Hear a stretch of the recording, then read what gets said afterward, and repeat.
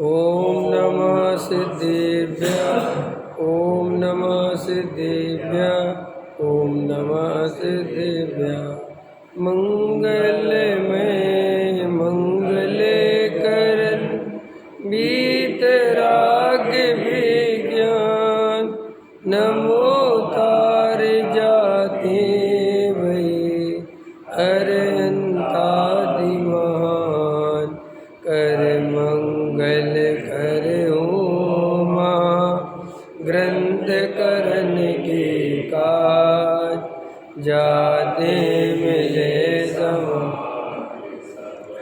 पावे निज पद राज शिव उपाय करते प्रथम कारण मंगल विघ्न विनाशक सुख करन नमो शुद्ध शिव भू तप्त मानस शांत हो जिनके गुणों गान में वे वर्धमान महान जिन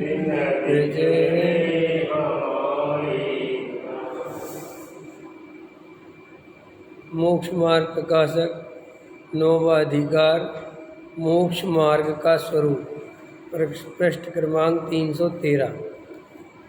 अब मोक्ष मार्ग का स्वरूप कहते हैं जिनके निमित्त से आत्मा अशुद्ध दशा को धारण करके दुखी हुआ, ऐसे जो मोहादिक कर्म तथा उनका सर्वथा नाश होने पर केवल आत्मा की सर्व प्रकार शुद्ध अवस्था का होना वह मोक्ष है। उसका जो उपाय कारण उसे मोक्ष मार्ग जानना। वहाँ कारण तो अनेक प्रकार के होते हैं। कोई कारण तो ऐसे होते हैं जिनके बिना तो कार्य नहीं होता और जिनके होने पर कार्य हो या ना भी हो। जैसे मुनिलिंग धारण किए बिना तो मोक्ष नहीं होता, परंतु मुनिलिंग धारण करने पर मोक्ष होता भी है और नहीं भी होता। तथा कितने ही कारण ऐसे हैं कि मुख्यतः तो जिनके होने पर कार्य होता है, परंतु किसी के बिना हुए भी कार्य सिद्धि होती है। जैसे अनशन आदि बाह्य तप का साधन करने पर मुख्यतः मोक्ष प्राप्त करते हैं, परंतु भरत आदि के बाह्य तप किए बिना ही मोक्ष की प्राप्ति हुई। तथा कितने ही कारण ऐसे हैं जिनके होने पर कार्य सिद्धि होती ही है और जिनके ना होने पर सर्वथा कार्य सिद्धि नहीं होती। जैसे सम्यक दर्शन ज्ञान चारित्र की एकता होने पर मोक्ष होता ही होता है और उनके ना होने पर सर्वथा मोक्ष नहीं होता। ऐसे यह कारण कहे। उनमें अतिशय पूर्वक नियम से मोक्ष का साधक जो सम्यक दर्शन ज्ञान चारित्र का एक ही भाव सो मोक्ष मार्ग जानना। इन सम्यक दर्शन सम्यक ज्ञान सम्यक चारित्र में एक भी ना हो तो मोक्ष मार्ग नहीं होता।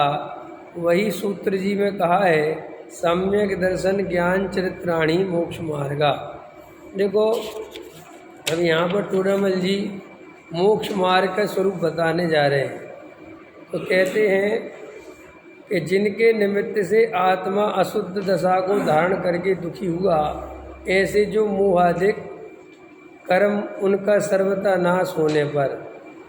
ठीक है, तो देखो संसार में जो निमित्त रूप से कारण है वो मोहादिक कर्म है। स्त्री पुत्र कुटुंब परिवार को नहीं लिया, संयोगों को नहीं लिया। अपन का जो परद्रव्य के प्रति मोह है, एकत्व है, ममत्व है, कर्तृत्व है, भोक्तृत्व है, वास्तव में इस मोह के कारण और उस मोहनीय कर्म के उदय के निमित्त से ये संसार चल रहा है, ये चार गति परिभ्रमण चल रहा है। तो अब यहाँ पर टोडामल जी साहब अपने को ये समझा रहे हैं कि यदि तुम्हें मोक्ष मार्ग प्रारंभ करना हो, मोक्ष का सुख प्राप्त करना हो, तो इस मोह के नाश का उपाय करना। तो यह आत्मा अशुद्ध दशा को धारण क्यों करे हुए है कि मोहादिक कर्म के निमित्त से और अपनी पर्यायगत योग्यता से और अपनी पुरुषार्थहीनता से। ठीक है ना।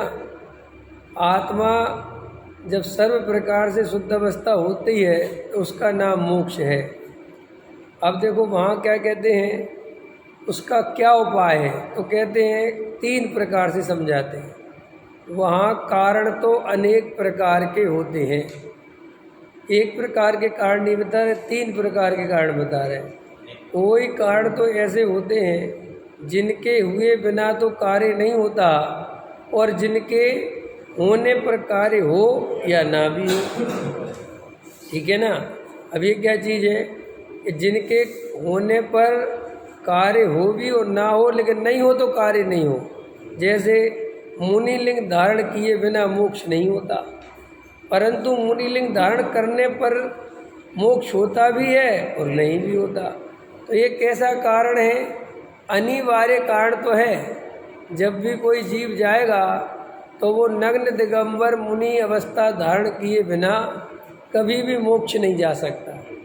लेकिन ये ऐसा कारण नहीं है कि कोई मुनि बन जाए तो वो मोक्ष चला ही जाएगा, समझ में, इसके बिना नहीं जाएगा। लेकिन ये ऐसा कारण नहीं है कि ये हो गया तो मोक्ष हो गया। दोनों बातें हो सकती हैं, मोक्ष जा भी सकता है और मोक्ष जा भी नहीं सकता। ठीक है कि नहीं। परंतु मुनिलिंग धारण करने पर मोक्ष होता भी है और नहीं भी होता। एक कारण समझ में आ गया। एक कैसा कारण है? अनिवार्य तो है, लेकिन ये कारण हो और मोक्ष हो ही जाए ये बिल्कुल जरूरी नहीं। ठीक है। पृष्ठ क्रमांक 313, मोक्ष मार्ग का स्वरूप, सबसे नीचे का पैराग्राफ। ठीक है। तथा कितने ही कारण ऐसे हैं कि मुख्यतः तो जिनके होने पर कार्य होता है, परंतु किसी के हुए बिना भी कार्य सिद्ध होता है, जैसे अनशन आदि बाह्यतप। अब ये ऐसे कारण हैं कि हो तो अच्छी बात है और नहीं हो तो भी कोई फर्क नहीं पड़ता। माने कोई अनशन उपवास करेगा तो ही मोक्ष मार्ग होगा, ऐसा बिल्कुल नहीं है। ये अनिवार्य कारणों में से नहीं है।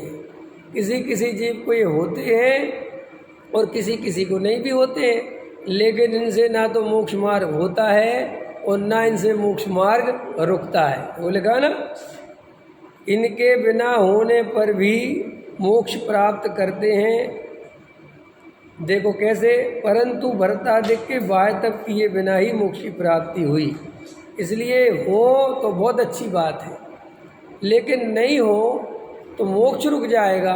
कोई मुनिराज बने और वे एक उपवास भी नहीं करें, एक भी उपवास नहीं करें, तो भी मोक्ष जा सकते हैं। और कोई साधु बन के रोज उपवास करे तो भी इससे मुनि को मोक्ष जाने की कोई गारंटी नहीं है।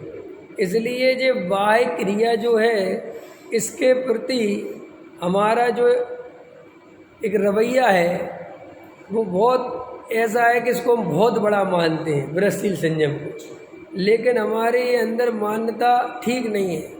हमें व्रतशील संयम को कभी बहुत बड़ा नहीं मानना चाहिए, और कम से कम मोक्ष मार्ग तो नहीं मानना चाहिए, और मोक्ष मार्ग का अनिवार्य कारण भी नहीं मानना चाहिए।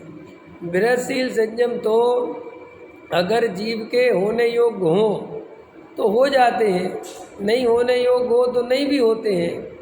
लेकिन वो उपवास करे ही करे तभी वो सच्चा साधु है, ये नहीं है। कोई उपवास करे बिना आत्मा का ध्यान करे तो मोक्ष चला जाए।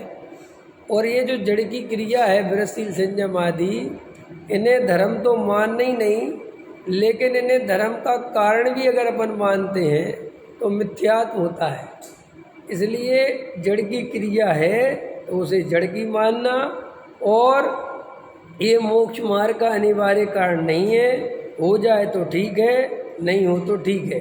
और किसी को ऐसी भावना आती है बात सुन के कि ऐसे में तो कोई उपवास आदि करेगा ही नहीं, ऐसे बहुत लोगों को लगता है। कि साहब कोई उपवास नहीं करेगा, कोई त्याग नहीं करेगा, कोई व्रत नहीं लेगा, कोई संयम से नहीं रहेगा, तो ये बात पूर्ण रूप से गलत है। किसी को डरा डरा के या महिमा बता बता के व्रत दिलवाना ये कोई न्याय संगत नहीं है, ये कोई तरीका नहीं। और ये जैन धर्म इसे कभी नहीं मानता। जैन धर्म में हिटलर शाही बिल्कुल भी नहीं चलती। न जैन धर्म भय के कारण धर्म कराता है और न लोभ के कारण धर्म कराता है। ये तो अन्य मतों की परंपरा है जो अपन जैनियों ने अपने ऊपर जबरदस्ती लाद ली है। जैन धर्म में भय से धर्म नहीं होता, ये अन्य मतियों में है।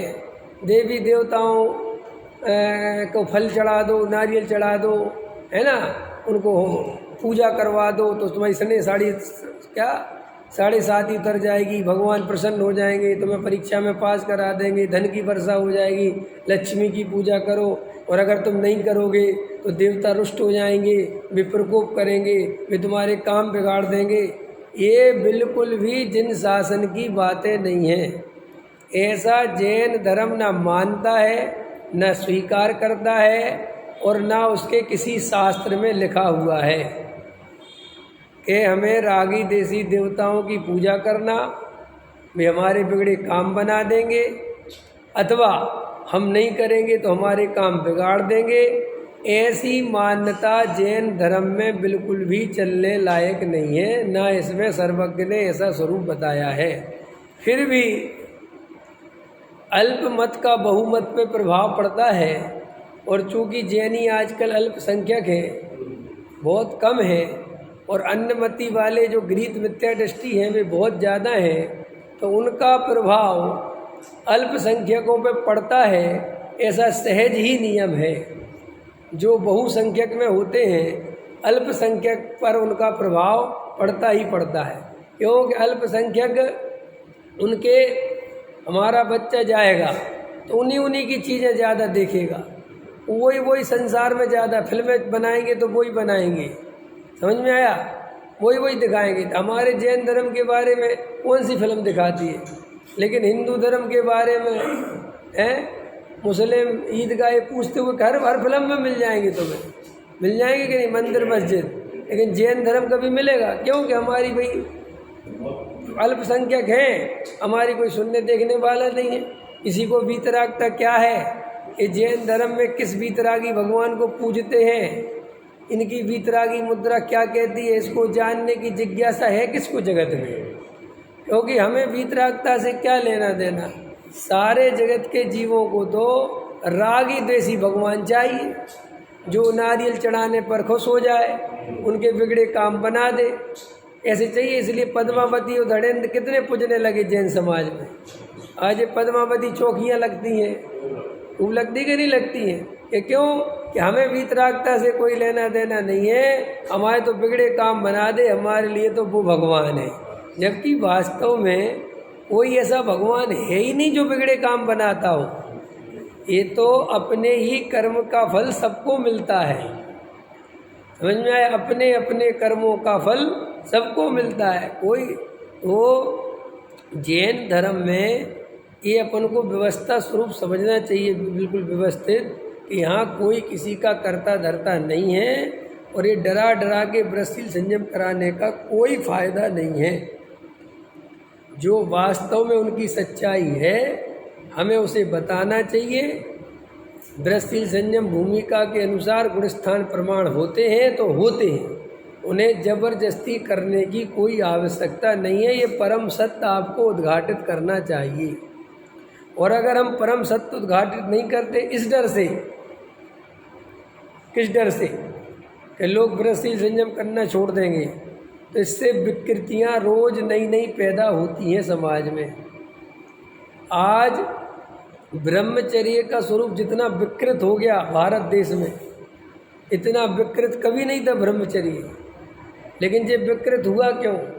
कि हम लोगों ने बिना सोचे समझे ब्रह्मचर्य की खूब महिमा बता दी, खूब ब्रह्मचर्य को पूज्यता दे दी, और ये समझाया नहीं कि ब्रह्म माने आत्मा और चर्या माने चरण करना। अपनी आत्मा में रमना जमना ये ब्रह्मचर्य है। बाय में काली स्त्री आदि त्याग कर देना ये कोई ब्रह्मचारी नहीं है। अगर हम ईमानदारी से स्वरूप समझाते तो नकली ब्रह्मचारी तो नहीं बनते ना। इस वैसे में तो फिर अरे नहीं बनते, 1000 की जगह 2 बनते, उससे क्या फर्क पड़ता है।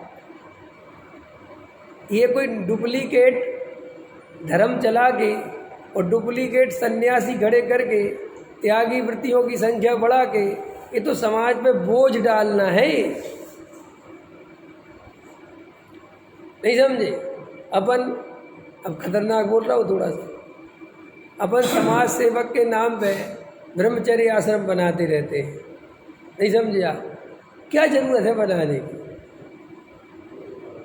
नहीं समझ? अब सुनो कि क्यों कि भाई स्वरूप है अपने यहाँ कि हमारे यहाँ 7वीं प्रतिमा तक घर छोड़ने की वो नहीं है, और 7वीं क्या 10वीं तक नहीं है। फिर दूसरी बात ये है कि अगर तुम्हें निर्वृत्ति लेके आश्रम में रहना है तो अपना पैसा लाओ, अपना बैंक के FD बनाओ, यहाँ रहने की व्यवस्था है, महीने का 4000 भरो और रहो। भाई हमारे यहाँ ऐसा कोपावाई का राज नहीं है। गुरुदेव श्री ने सोनगढ़ में सब अपना अपना पैसा लाते थे, अपना देते थे, अपना भोजन बनाते थे, अपने अपने रहते थे। वहाँ पे कोई किसी की व्यवस्था नहीं करता था। हाँ, और आज भी जो अच्छे ब्रह्मचारी हैं वे अपना भोजन बनाते हैं, करते हैं, शांति से आराधना करते हैं, किसी के डिपेंड नहीं है। एक तो उससे परिणाम नहीं बिगड़ते, समाज पर बोझ नहीं पड़ता और किसी का दबाव नहीं रहता हमारे ऊपर। अगर हमें ब्रह्मचर्य की आराधना करनी है तो उसका स्वरूप समझना पड़ेगा ना, और उसकी प्लानिंग करनी पड़ेगी ना कि कैसे इसकी आराधना करी जा सकती है। अब ब्रह्मचारी आश्रम खुला है, घर वाले ढंग से रोटी नहीं देते, चले गए ब्रह्मचारी आश्रम। अब वहाँ पे नए नखरे और दिखाते, घर में खाने का ठिकाना नहीं था और वहाँ ये भी चाहिए और ये भी चाहिए और ऐसा चाहिए और ये है, और समाज अच्छा नहीं है और समाज बुरा। अरे किसको सुना रहे हो? भाई ठेकेदारी ले रखी है समाज ने। ब्रह्मचर्य पालो तुम, सेवा करें हम, कहाँ का धर्म है? अब ऐसी बातें कहो तो बुरा लगेगा कि नहीं लगेगा? लेकिन लगने दो। क्योंकि सच तो बोलना ही पड़ेगा। अगर मैं सत्य को दबाऊंगा कि मुझे क्या, मेरा क्या जाता है जो हो रहा, अरे तो ये समाज में विकृतियां दूर कैसे होंगी? ये तो समाज में विकृतियां बढ़ती चली जा रही। आज सब ये मिठ बोले हो गए हैं, सब मीठा मीठा बोलते हैं, सब पंडित मीठा मीठा बोलते हैं, सब साधु संत मीठा मीठा बोलते हैं, सब मीठा मीठा मीठा। अरे तो ये मीठा जहर बना गया है। ये समाज में इतनी विकृति पैदा कर रहा है कि आज कोई किसी से कहने वाला नहीं है कि आप किस बात के ब्रह्मचारी हो। भाई साहब, कौन से ब्रह्मचारी हो? आपकी प्रतिमा कौन सी है कोई पूछने वाला जैन समाज में? है कोई संस्था जो इस बात की जिम्मेदारी ले कि कोई भी ब्रह्मचारी बनेगा 7वीं प्रतिमा तक पूरे नियम पालने पड़ेंगे, और अगर नहीं तो कोई ब्रह्मचारी का नाम नहीं मिलेगा। जैसे गवर्नमेंट में होता है ना कि भाई 10वीं पास करोगे व्यवस्थित तो ही मार्कशीट मिलेगी, तो ही डिग्री मिलेगी। अब मैंने PhD करी, 5 साल गया हूँ मैं कॉलेज, तब जाके 5 साल बाद मुझे डॉक्टरेट की डिग्री दी। ऐसे दे देते फ्री में कि मैं रोज प्रवचन करता हूँ जी, दे दो डिग्री। अरे वे का मतलब है? आप समझ रहे हो ना? तो ऐसे ही धर्म में भी है। जैन धर्म बिल्कुल व्यवस्थित है। इस प्रतिमा में ये वाला पद मिलेगा, इस प्रतिमा में ये पद मिलेगा, इस प्रतिमा में ये पद मिलेगा, तभी मिलेगा। आजकल चाहे जो आचार्य बन जाता है, चाहे जो साधु अपने नाम के आचार्य लगा लेता है। कैसे लगा लिया तुमने आचार्य? किससे लिया आचार्य पद? कि साहब हमने तो ले लिया, का जंगल में बैठ के ले लिया। ये जैन धर्म में है कैसे व्यवस्था आचार्य बनने की? लेकिन आज हर तीसरा आदमी आचार्य बनने को तैयार है। कोई संघ में रहने को तैयार ही नहीं। क्यों? मनमानी करने नहीं मिलती संघ में। अपने संघ छोड़ के चाहे कुछ भी करो। तो हमारे जैन धर्म में ऐसी व्यवस्था मान्य नहीं है मनमानी करने की। हम बिल्कुल डरा के धमका के धर्म नहीं होता। समझ में आया? चढ़ जा बेटा सूली पे भला करे भगवान, ये जैन धर्म नहीं है, ये व्रतशील संयम नहीं होंगे ऐसे तो कोई करे। अरे नहीं करे ना कोई, क्या दिक्कत है? क्या जैन समाज भूखा मर रहा है जो व्रतशील संयम कराने का? कि 2 टाइम की रोटी बचानी है, क्यों कराने व्रतशील संयम? तो साहब क्या करना चाहते हो आप? उसे आत्मा का स्वरूप समझाओ, स्वाध्याय करना सिखाओ, तत्व का चिंतन, वेद ज्ञान, तत्व विचार आदि समझाओ, लगाओ उसमें, और उसके खुल के बताओ कि देखो तत्व विचार आदि में उपयोग लगाना, वेद विज्ञान करना, स्वाध्याय करना, देव शास्त्र गुरु की पूजन भक्ति करना यथा योग। और जब तुम्हारा गहरा आत्म विचार बढ़ेगा, आत्मचिंतन बढ़ेगा, जब सम्यक दर्शन की प्राप्ति हो जाएगी, उसके बाद जब और ज़्यादा स्वरूप की स्थिरता बढ़ेगी, तब तुम्हारे व्रतशील संयम होंगे। इसके पहले कोई व्रतशील संयम नहीं होते। शांति से रोटी खाओ और गहरा तत्व विचार करो। क्यों नहीं समझाना ईमानदारी से? ये बात क्यों नहीं बताना? समझाओ ना, अष्टमी चतुर्दशी किसके त्याग होती है? नहीं समझाओ, समझाना पड़ेगा। सभी को अपना संग बनाना है ना। हाँ बस, अब आ जाओ, सबरे गधों की फौज इकट्ठी करते रहो, क्या फ़ायदा इससे? अरे भाई, जो स्वरूप है जैन धर्म का, जो मर्म है, वो आपको बताना ही चाहिए गद्दी पे बैठ के। कोई स्वच्छंदी हो जाए, काहे का स्वच्छंदी? रोटी खाना कोई स्वच्छंदी होना है क्या? शादी करना कोई स्वच्छंदी होना है क्या? बाल बच्चे करना कोई स्वच्छंदी होना है क्या? व्यापार करना कोई स्वच्छंदी होना है क्या? है? समझो वस्तु का देखो। अरे आदिनाथ भगवान थे, राजा ऋषभदेव की भूमिका में जब वे थे, जब राजा थे, तो जो राजा का कर्तव्य है और जो समाज का कर्तव्य है, उनने वो समझाया। समाज का लालन पालन पोषण जैसे हो सकता है, जैसे देश दुनिया चल सकती है, वो समझाया। उनने तुम्हारा ब्रह्मचर्य तो नहीं समझाया। सबको साधु बनने का उपदेश तो नहीं दे दिया उन्हें कि बन जाओ साधु, कुछ नहीं रखा संसार में। ऐसे साधु बना जाता है क्या? अजय बात आओ, आदिनाथ के सामने आए वे कि महाराज बहुत दिक्कत हो गई। कि क्या दिक्कत हो गई? कि कल वृक्ष सब उड़ गए। कहानी तो पता है ना।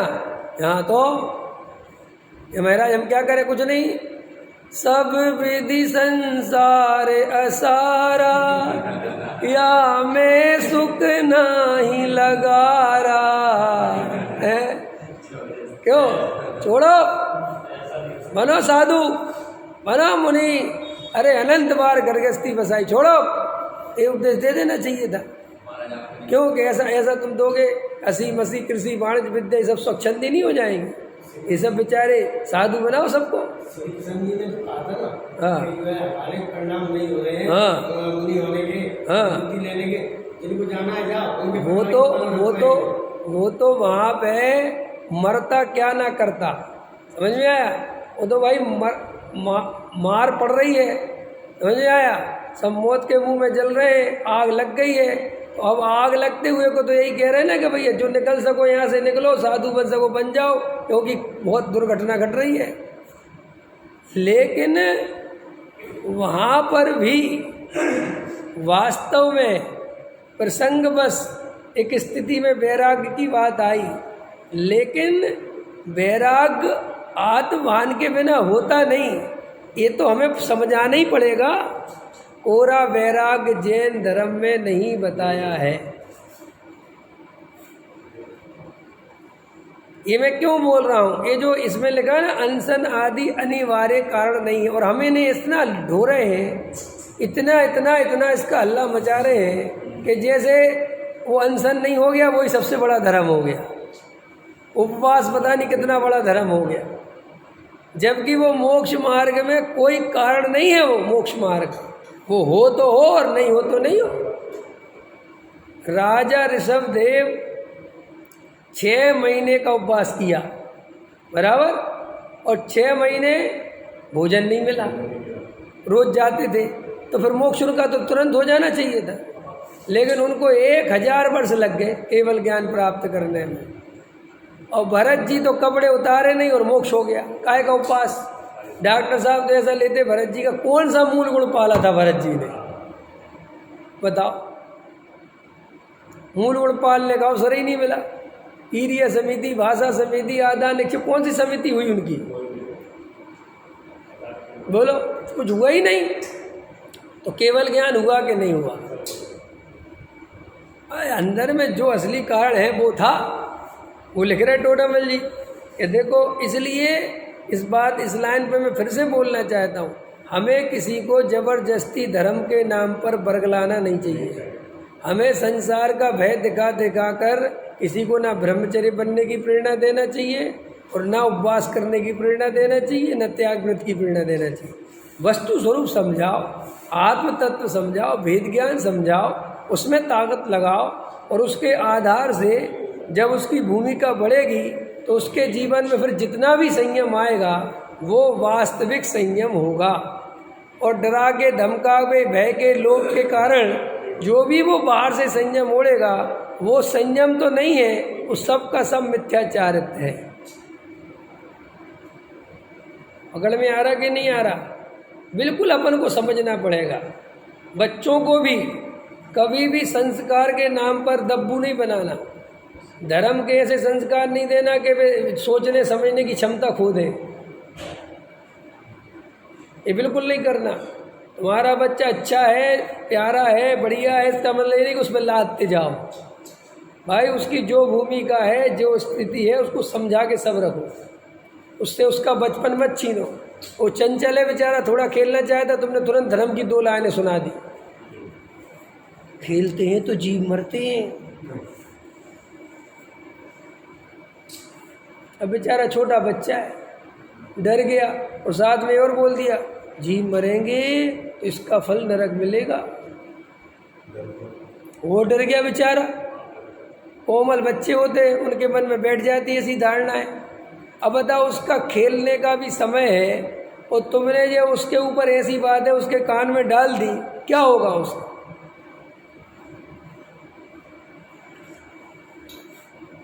हम कैसी कैसी बातें डाल देते हैं बच्चों को बिना सोचे समझे।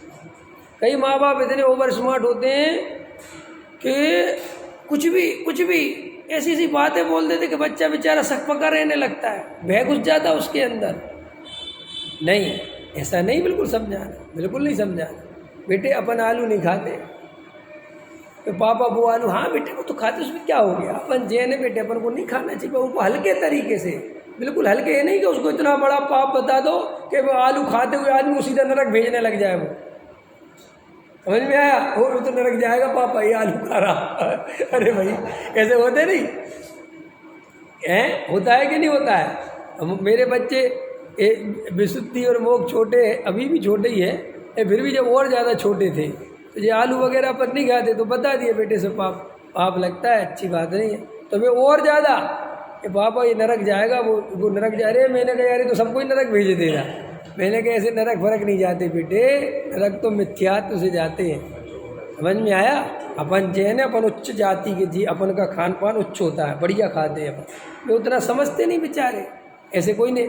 मैंने संस्कार देना हल्के तरीके से, लेकिन भय दिखा के और ऐसा डरा के और बिल्कुल खेलें तो जीव मरेंगे, नरक चले जाओगे, ये करोगे तो नरक। बेचारे जरा सा पानी गिरा दिया, ओए नरक चला जाएगा। अरे यार, तो इसे नहीं, उसके प्रति उसको सावधान करना, लेकिन इस बात का ध्यान रखना कि उसके अंदर भय नहीं जाना चाहिए। जो सत्य है पूरा सत्य बताओ। और बच्चे को जब भी समझाओ मिथ्यात्व बहुत बड़ा पाप है, देह में एकत्व बुद्धि बहुत बड़ा पाप है, अपने को शरीर मानना बहुत बड़ा पाप है। यहाँ से धर्म की शिक्षा चालू करो, खाने पीने से धर्म की शिक्षा चालू मत करो। अंतर समझ में आया?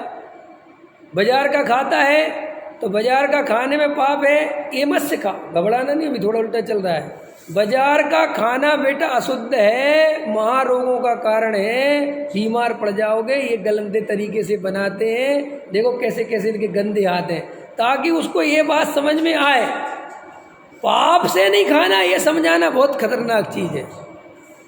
फिर उसका मन तो करेगा खाने का, लेकिन वो तुम्हारे पाप के डर से बचेगा। मैंने मोक्ष को सारी चीज़ों के बारे में ही समझाया। कुछ भी बाजार का चल देखा देख बेटा कितना गंदा तरीका, देखो कैसे सड़ा मसाला, तो बीमार पड़ जाएगा। ये तो इसलिए तो हाँ, अब इससे क्या होगा कि वो उस कारण नहीं समझेगा। अब ये अपन धर्म धर्म धर्म तो क्या होगा, वो सोचता है कि धर्म एक हिटलर शाही है, धर्म हमें हर चीज़ से रोकता है, धर्म हमें कुछ करने ही नहीं देता, तो वो अंदर ही अंदर क्या धर्म ही से चिढ़ने लगता है। जबकि उसको वैज्ञानिक तरीके से वो चीज़ समझाओ, और जब वो चीज़ समझ जाए फिर उसको ये समझाओ बेटा यही हमारा जैन धर्म कहता है। इसलिए हमारा जैन धर्म कहता है ऐसी सड़ी गली चीज़ें नहीं खाना चाहिए, घर का बना हुआ खाना चाहिए, तो उसे बात वैज्ञानिक तरीके से अंदर जाएगी। तो ये जो लोगों के मन में धारणा बैठी हुई है कि नरकों के भय दिखा के धर्म में लगाओ, ये जैन धर्म बिल्कुल भी नहीं है। और वृत्ताधिक भूमिका के अनुसार होते हैं तो बिल्कुल भूमिका समझानी पड़ेगी। अगर हमारे घर में हमारे परिवार में कोई भूमिका से ज़्यादा नियम पालता है तो उससे बात करो कि भैया ये नियम कैसे पाल रहे हो तुम। उसको बहुत आशीर्वाद मत दो, बहुत ऐसा मत कहो बहुत अच्छा, नहीं नहीं, जो ऊट पटांग नियम पाल कैसे रहे पहले बताओ। अगर तुम्हारा बेटा या तुम्हारा भाई बाजार का खाता हो और अष्टमी के दिन हरी नहीं खाता हो, इधर आओ, ये नियम किसने सिखाया? बाजार का खाना बड़ा पाप है कि हरी खाना बड़ा पाप है? बाजार का खाना तो पहले क्या छोड़ना, बाजार का छोड़ कि नहीं साहब पापा बाजार के बिना तो चल नहीं सकती। अच्छा, बहुत अच्छा, ये अपने आप को सेटिस्फेक्शन देने का तरीका है धर्म का कि जो आसानी से नियम बन जाए वो ले लो। ऊंचे नियम, कुछ नियम ऐसे होते हैं जो पल जाते हैं। अष्टमी को एक दिन तो नहीं खानी हरी, कौन सी आफत आ रही, लेकिन आलू खा लेंगे रोज। ये ऊट पटांग नियम भी जैन धर्म में मान्य नहीं है बिल्कुल भी। टोडामल जी साहब ने लिखा एक क्रिया ऊंची करे और एक क्रिया बिल्कुल नीची करे तो ये बिल्कुल जैन धर्म में मान्य नहीं है। जो जैन धर्म के नियम धर्म है, घृत मिथ्यात्व का त्याग करे, समझ में आया? जमी कंद से बड़ा रात्रि भोजन का पाप है, रात्रि भोजन का त्याग करें, समझ में आया? इस सब समझना अच्छे से व्यवस्थित। बाजार का त्याग करें। फिर ये तुम्हारी हरी भरी तो बहुत बाद में आती है पंचगुण स्थान में, लेकिन मैं देखता हूँ कुछ ज़्यादा ही ड्रामे पैदा होते जाते समाज में, मिल जाते मुझे, आज अष्टमी जी हरी नहीं लेंगे, और ऐसे ऐसे प्रेजेंट करते हैं जैसे हरी नहीं लेके पता नहीं कितना बड़ा धर्म कर लिया और हमने हरी लेके कितना बड़ा पाप कर लिया। होता है कि नहीं होता है? मैंने वो कैसे 2-4-10 नियम बस, हम तो जी क्या हम जी करते रहते, कुछ अता पता है धर्म का?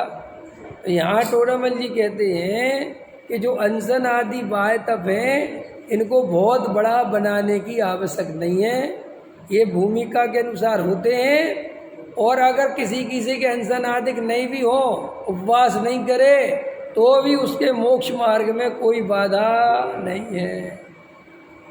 इतनी समझ में आ गई? चलो अब तीसरा कारण देखो। तथा जिनके ना होने पर सर्वथा कार्य सिद्धि नहीं होती। अब तीसरे कारण कौन से हैं? जिनका होना बिल्कुल अनिवार्य भी है और असली मोक्ष मार्ग भी है, और इनके बिना कभी मोक्ष मार्ग नहीं हो सकता 3 काल में। वे कौन से कारण हैं?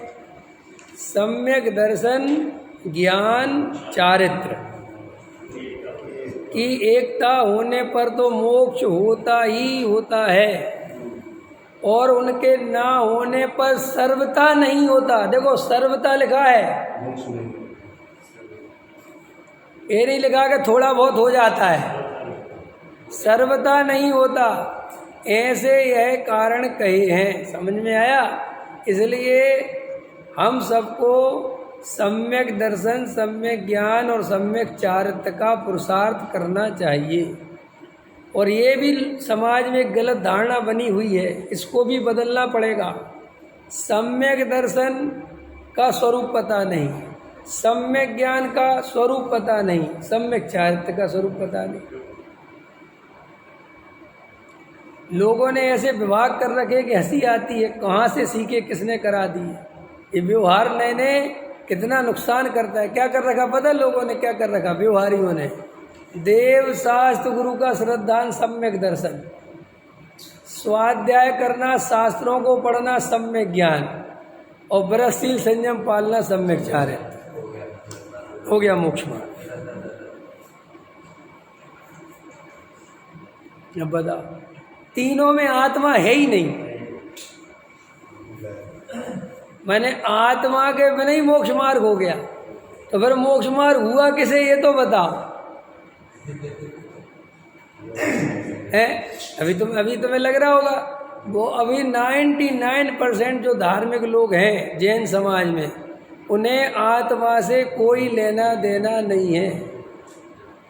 अगर उनसे भरी सभा में पूछो कि तुम आत्मा हो कि शरीर हो, तो वे बताने में संशय पे पर्याय में चले जाएंगे। क्या पूछा आपने?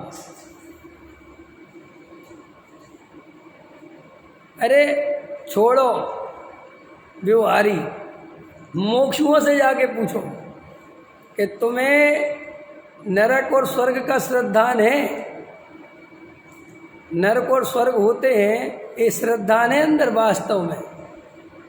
आत्मा है, मैं पर का करता धरता नहीं हूँ, मैं अनादि अनंत हूँ, वास्तव में श्रद्धान है अभी? बता, आप लोगों में से पूछ लेता हूँ, बता है? अरविंद जी है ये श्रद्धान कि नरक स्वर्ग होते? देखो वो कह रहे नहीं है। बताओ देवेंद्र जी है?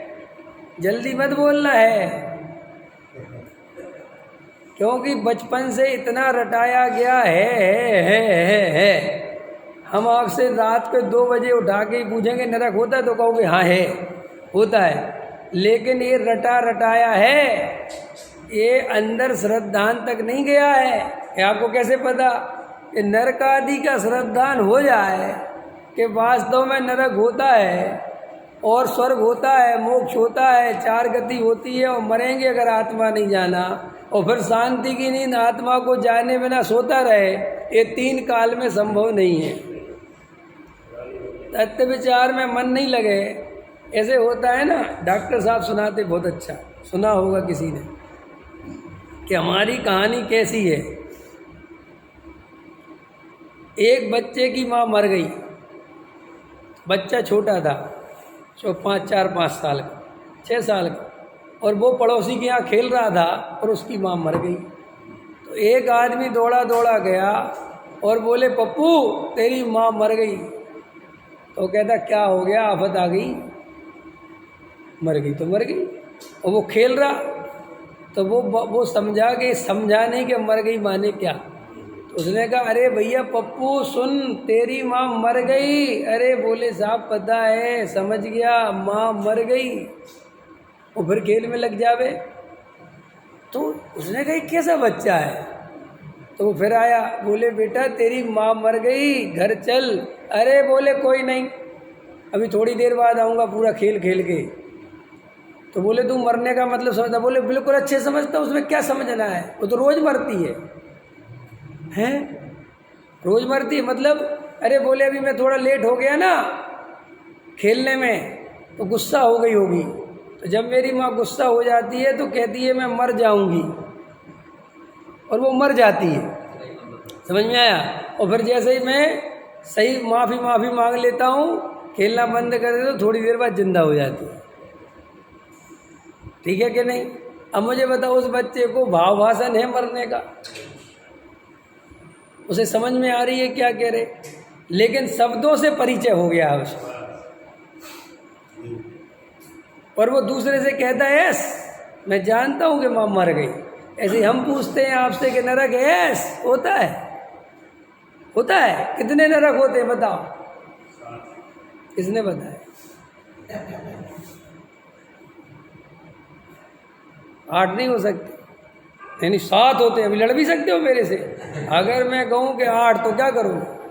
एकदम लड़ने से तैयार हो जाओ। पंडित जी आप कुछ नहीं समझते, आप मूर्ख हो, अब कुछ पता ही नहीं। 8 नरक, ऐसे चिल्ला रहा जैसे इसको कुछ पता ही हो नरक के बारे में। लेकिन वो शास्त्रों में से 7 नरक होते हैं, और उनके नाम है रत्न, शर्करा, बालू का पंख, धूम, तमो, ये सब याद हो गए तो समझता मुझे नरक का श्रद्धान हो गया। और रात दिन बहु आरम परिग्रह जोड़ने में लगा रहता है। अच्छा एक बात बताओ, ये जो पैसा जोड़ने का भाव आता है, ये बिल्डिंगें मकान दुकान लेने का खरीदने का और बड़े बड़े करने का भाव आता है, कभी अंदर से एक बार भी लगता है कि इसका फल नरक है? कभी लगा आपको 1 करोड़ से 10 करोड़ बनाने का भाव आया, कभी अंदर ऐसा लगता है कि अरे नरक जाने का कारण है? अब हम कहते कि हमें नरक का श्रद्धान है। काय का श्रद्धान है जी नरक का? आप किस बात का श्रद्धान? 24 घंटे हमारे दिन के निकलते हैं रोज, 24 घंटे में एक बार भी अंदर ऐसा लगता है कि मैंने आत्मा नहीं जाना तो मेरा क्या होगा?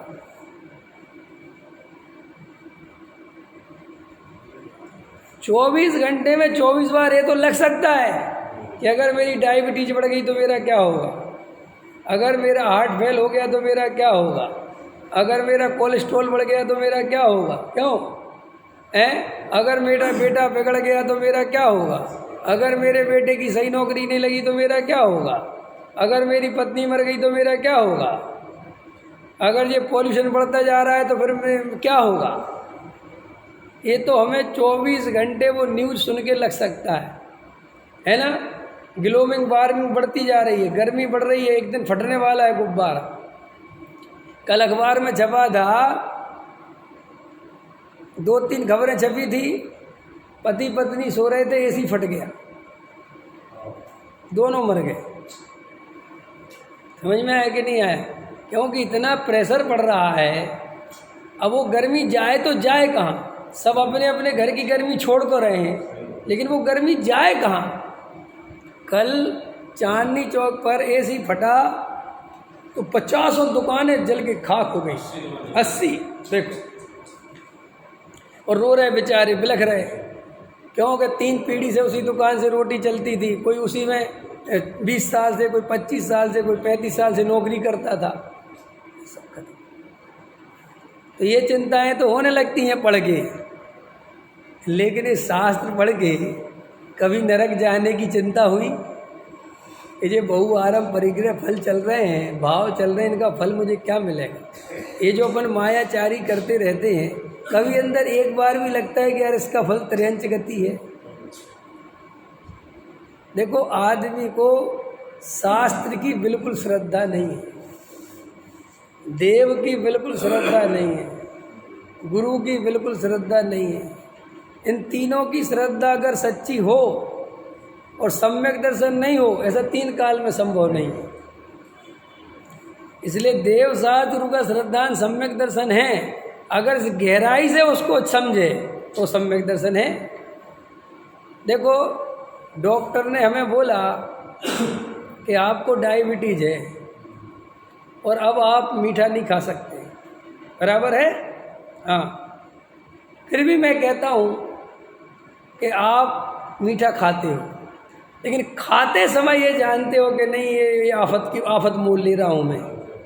बोलो, तुरंत लोग वो गोली भोली जो भी करते हैं वो रखते हैं कि नहीं रखते हैं? या अथवा वो भोजन करने के पहले खाते हैं। एक हमारे मित्र हैं, उनको डायबिटीज है और सुई लगाते हैं, वो सुई पे बता रहा था मैं, और वो एक बोतल है उनकी, उसमें वो सुई माने उसका वो इंजेक्शन रखना पड़ता है, वो ठंडी रहती है बोतल, अलग टाइप की बोतल आती है, उसमें रखते हैं वो। तो मेरे उनके साथ यात्रा भी हुई, कई दफ़े आना जाना हुआ, तो मैं देखता हूँ कि जब भी भोजन करना होता है वे चुपचाप जाते हैं, बोतल उठाते हैं, बैग में से निकालते हैं, कब वो सुई लगा के आ जाते पता नहीं चलता। तो मैंने उनसे एक दिन पूछा, कभी सुई लगाना भूले? तेरे कभी नहीं भूलता, क्योंकि ये अगर सुई नहीं लगाई तो मेरा क्या होगा? तो देखो, वो श्रद्धान में बैठ गई ना बात। तो श्रद्धान में कोई चीज़ बैठ जाए तो फिर लापरवाही नहीं होती, फिर वो बनी रहती है बात। देखो, अच्छे से समझ लो, डायबिटीज हुई और जरा सा रसगुल्ला खाने का मन होए, खा भी ले तो अंदर भय रहता है, रे तकलीफ देगा, दवाई खानी पड़ेगी, शुगर बढ़ जाएगी। तो श्री गुरु कहते, वहाँ डॉक्टर ने कहा था रसगुल्ला खाएगा तो शुगर बढ़ेगी, 1 मिनट में श्रद्धान हो गया। लेकिन यहाँ श्री गुरु ने कहा था कि बहुआरम परिग्रह का भाव रखेगा तो नरक जाएगा, श्रद्धान हुआ। और बहुआरम परिग्रह का भाव खूब खींच के आता है, भर भर के आता है, 1 मिनट के लिए नहीं रुकता, तो ऐसा लगता है कि नरक चले जाएंगे। सुनो, ये जो पूजा पाठ भक्ति करते रहते हैं ना, ये उसी का बैलेंस बनाने के लिए करते हैं।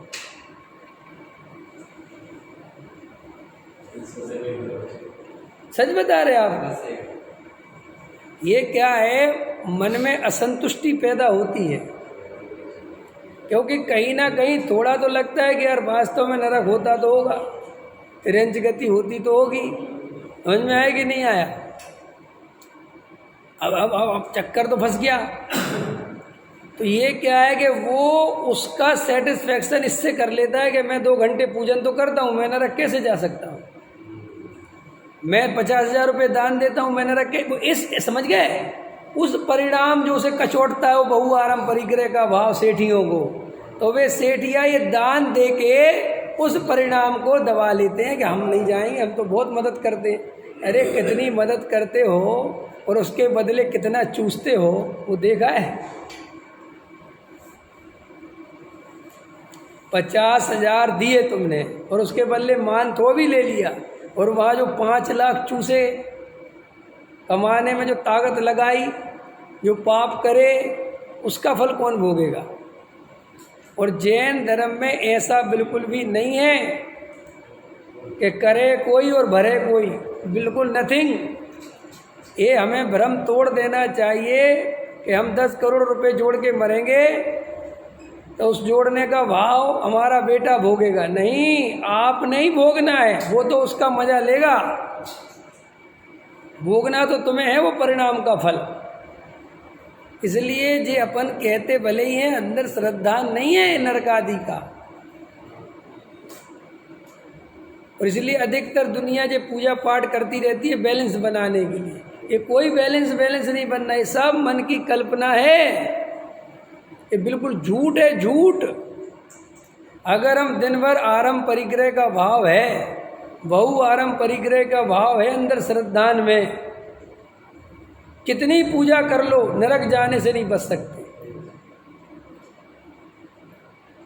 चाहे बड़े बाबा पे चले जाओ और चाहे त्रिकोट वैभव बाबा पे चले जाओ, कहीं भी चले जाओ, कोई बचाने वाला नहीं है, कोई नहीं बचा सकता।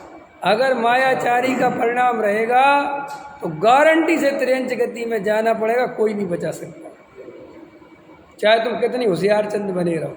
ये सब होशियारी ले साहब, आप ऐसा क्यों कह रहे? मैं कहाँ कह रहा, ये मैं नहीं कह रहा, मेरी क्या हिम्मत जो मैं कहूँ, ये तो सर्वज्ञ भगवान ने कहा है। हाँ, ये भय असली है, ये भय बिल्कुल असली है, ये भय नहीं दिखा रहे, ये तुम्हें मायाचारी का जो असली है वो समझ रहे कि स्वरूप समझो, ये तुम्हें पूजा पाठ व्रत करके इससे बच नहीं सकते, ये समझा रहे। ये जो व्रतशील संयम करके हम जो धार्मिक होने की चेष्टा कर रहे हैं, ये कभी 3 काल में धार्मिक नहीं हो सकते जब तक हमारे अंदर में सही श्रद्धा नहीं होगा। इसके लिए समझा रहे कि पहले ये नरक है, नरक इससे कुछ नहीं होता, हमारे बोलने से नरक साथ इससे क्या होता है भाई? हमें एक भी नरक जाने का श्रद्धान है, जमीकंद छोड़ दिए, गजब हो गया। लिखा है जमीकंद खाने से नरक जाते हो, लिखा है, ले आओ कहीं लिखा।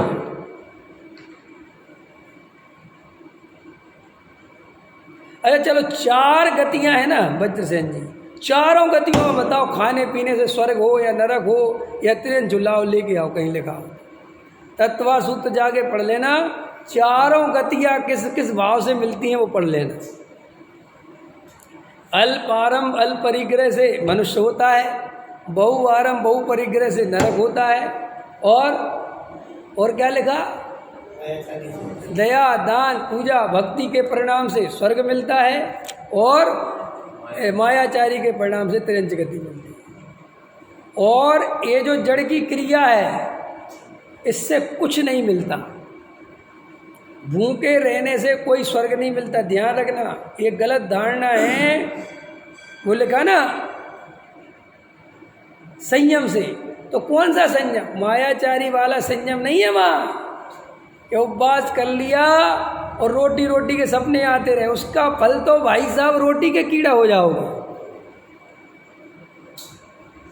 ये लोगों के दिमाग में जो गुस्सा पड़ा हुआ है कि संयम संयम संयम से, कोई संयम भंयम जे देवगति नहीं ले जाता।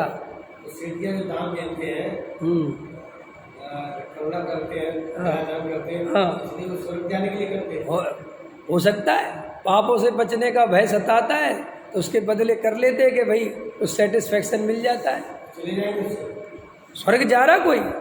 अरे जब अभिप्राय खोटा है और बहुआरम परिग्रह की परिणति है और 10-20 हज़ार दान दे भी दे तो स्वर्ग कैसे चले जाओगे? जो बहुलता में है जो फल तो उसका मिलेगा। और जे अपन खुद ईमानदारी से देखो, हम भी तो दान देते ही हैं, सेठियों की क्या बात करना, अपन कोई कम सेठिया थोड़ी ही हैं। अरे हम जितना दान देते हैं मानादिक के लिए देते हैं कि प्रभावना के लिए देते? देखो अंदर में जाके, आप कहोगे हम प्रभावना के लिए देते, तो फिर देखते हैं हम, अभी देखते, रुक जाओ 1 मिनट में भाई पोल खुल जाएगी, फिर कहोगे हाँ तो सही कह रहे। ये तो तुम्हें पता है मान महाविश्वरूप करे नीच गति जगत में। अगर हमने लाख रुपए का दान भी मान के लिए दिया तो स्वर्ग कैसे पहुंचोगे? नीच गति में पहुंचोगे, कोई नरक त्रियंच। जे बता देना अपन कि जे हाथी की पर्याय कैसे मिलती है, तीव्र मान के उसमें अपने को बड़ा नाक वाला समझता है ना, तो हाथी की पर्याय में जाता है। ले हो जा नाक वाला, बड़ा नाक वाला बनना था ना तुझे।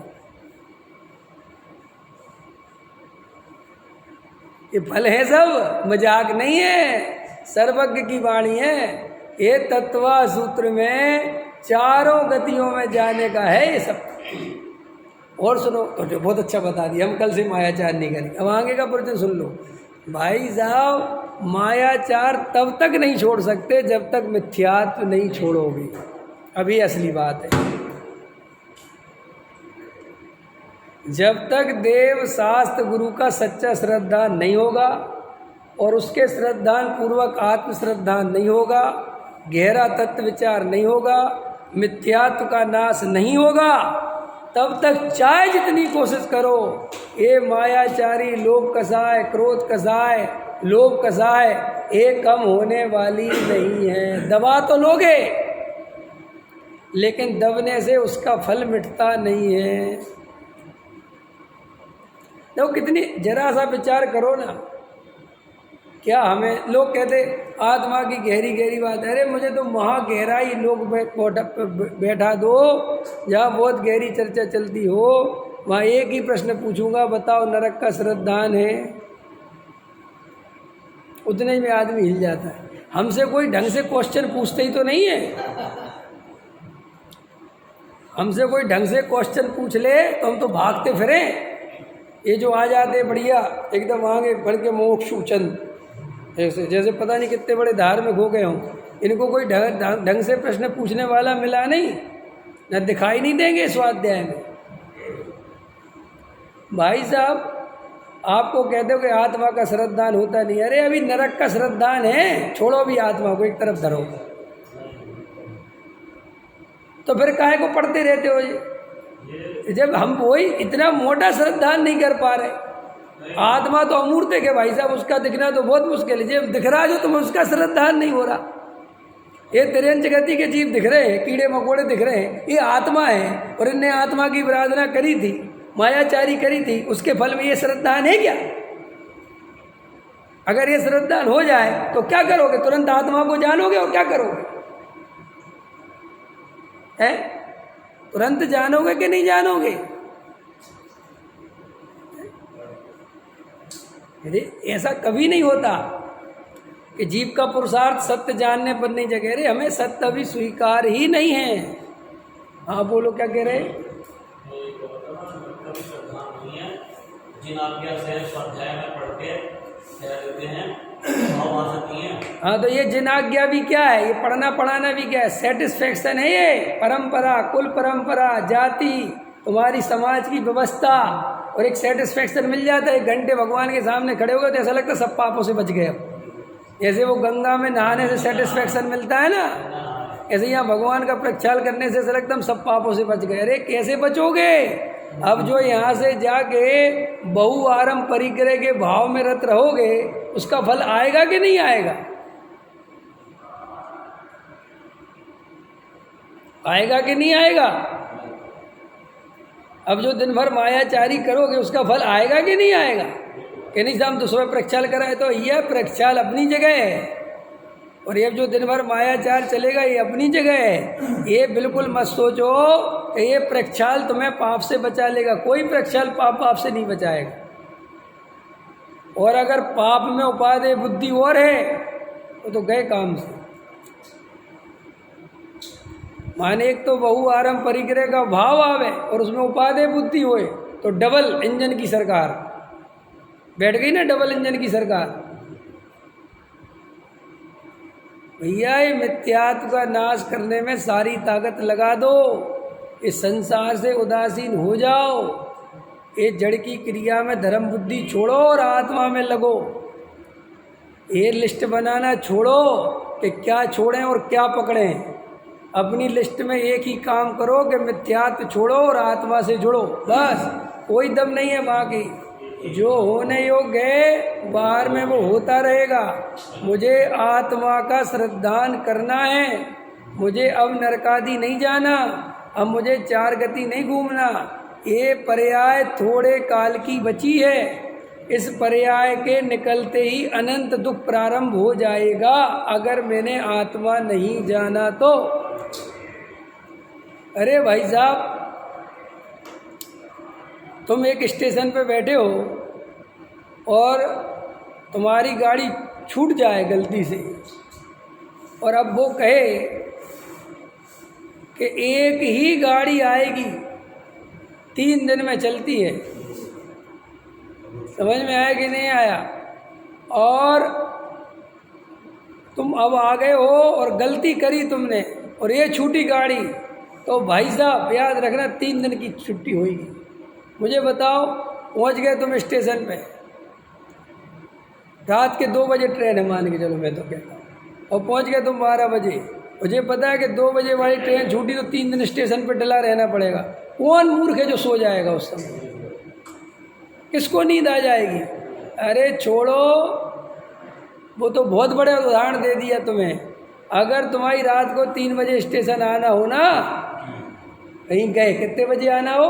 3 बजे और 4 बजे, और ये बताओ कि गाड़ी सिर्फ 2 मिनट रुकती है, और अगर नींद लगी तो गई स्टेशन तो आगे निकल जाएंगे, तो आगे निकल जाओगे तो मर नहीं जाओगे, वापस आ जाओगे और क्या होगा? वहाँ तो व्यवस्था है। फिर भी अपन इतनी सावधानी रखते हैं कि गाड़ी पहुँचनी है 4 बजे और अलार्म लगाते हैं 3 बजे का,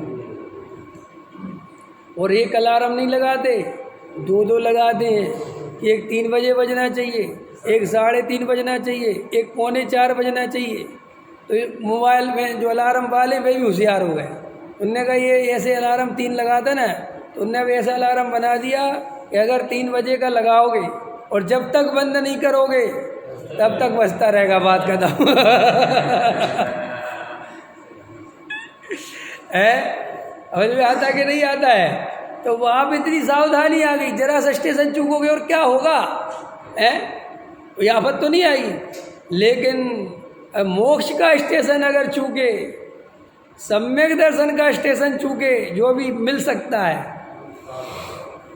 और उस पर हम उतर सकते हैं, तो सोचो बात भाई साहब, अनंत काल के लिए फिर कितना भटकना है, कितने दुख पाना है, इसकी कल्पना करने से रोंगटे खड़े हो जाएं। अगर श्रद्धान हो तो। हमारे रोंगटे बोंगटे खड़े नहीं होते क्योंकि श्रद्धान ही नहीं है। 4 गति में कौन घूमेगा? जीव। 4 गति में कौन रुलेगा? जीव। विवेक कुमार थोड़ी रुलेगा। विवेक कुमार तो यहाँ बैठा है शांति से, जीव है बेचारा रुल रहा है कहीं। ऐसे लिखा है टोडरमल जी ने, जीव की चर्चा ऐसे करता है जैसे किसी और की चर्चा चल रही है। बोलो ऐसे ही नहीं सुनते रहते, बस अब प्रवचन खत्म करो जी, बहुत हो गया जी, चलो जी घर जाना है जी, किस नहीं लगता है। और डॉक्टर इसको इसके शरीर के बारे में बता रहा हो तो कभी नहीं कहता बहुत बता दिया, बंद कर अब। और बताओ डॉक्टर साहब, हाँ हाँ अच्छा, और कौन सी दवाई खा लूँ, और कितने बजे खा लूँ, पानी पीने के बाद में पीऊँ, है दूध के साथ खाऊँ कि पानी के साथ खाऊँ, आधी खाऊँ कि पूरी खाऊँ, खाली पेट खाऊँ कि भरे पेट खाऊँ, कितने प्रश्न पूछता है वहाँ। और डॉक्टर कहता है जाना यार भाई, क्यों खा लेना। अरे डॉक्टर साहब ऐसे मत करो, गलती हो गई तो आप बता दो एक बार। यहाँ तक कि कंपाउंडर बताए तो उस पर विश्वास नहीं करता, कहता बकवास बंद कर, डॉक्टर से पूछने दे।